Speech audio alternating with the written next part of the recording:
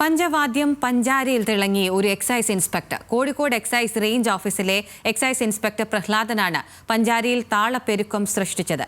കലയാണ് ലഹരി എന്ന ആശയം മുൻനിർത്തിയാണ് തളി മഹാദേവ ക്ഷേത്രത്തിലെ പ്രതിഷ്ഠാ ദിനത്തോടനുബന്ധിച്ച് 67ഓളം കലാകാരന്മാർ ചേർന്ന് ഈ പഞ്ചാരി മേളം തീർത്തത്.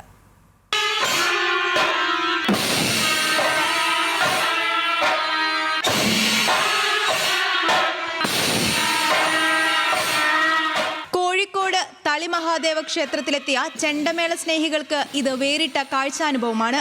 ക്ഷേത്രത്തിലെ പ്രതിഷ്ഠാദിനത്തിൽ കോഴിക്കോട് എക്സൈസ് റേഞ്ച് ഓഫീസിലെ എക്സൈസ് ഇൻസ്പെക്ടർ പ്രഹ്ലാദനാണ് മേളപ്രമാണിയായി പഞ്ചാരി മേളം കൊട്ടിക്കയറിയത്. കലയാണ് ലഹരി എന്ന ആശയം മുൻനിർത്തിയാണ് പ്രഹ്ലാദന്റെ നേതൃത്വത്തിൽ പഞ്ചാരി മേളത്തിൽ താളപ്പെരുക്കം സൃഷ്ടിച്ചത്.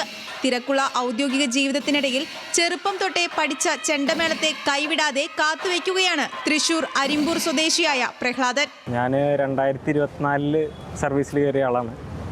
അതിനുശേഷം ട്രെയിനിങ് ക്യാമ്പിലും തുടർന്ന് ഇപ്പോൾ ജോലിയിലുമുള്ള ഒരു സാഹചര്യത്തിൽ നമുക്ക് ഇത് കൊണ്ടുവന്നതിന് പരിമിതികളുണ്ട്. സ്ഥിരമായിട്ട് പോകാൻ പറ്റില്ല.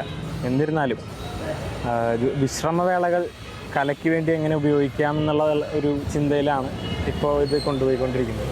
പലപ്പോഴും ഉറക്കം ഒക്കെ കുറച്ചുകൊണ്ടും നമുക്ക് താല്പര്യമുള്ള മേഖലകളിലൂടെ നമ്മൾ സജീവമായി നിൽക്കണമല്ലോ. അപ്പോൾ അങ്ങനെയാണ് ഇപ്പോൾ മാനേജ് ചെയ്ത് പോകുന്നത്, ജോലിയും കലയും.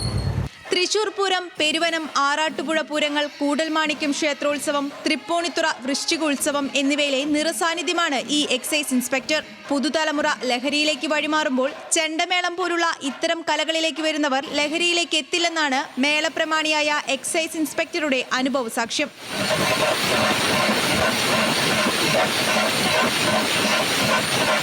ന്യൂസ് മലയാളം, കോഴിക്കോട്.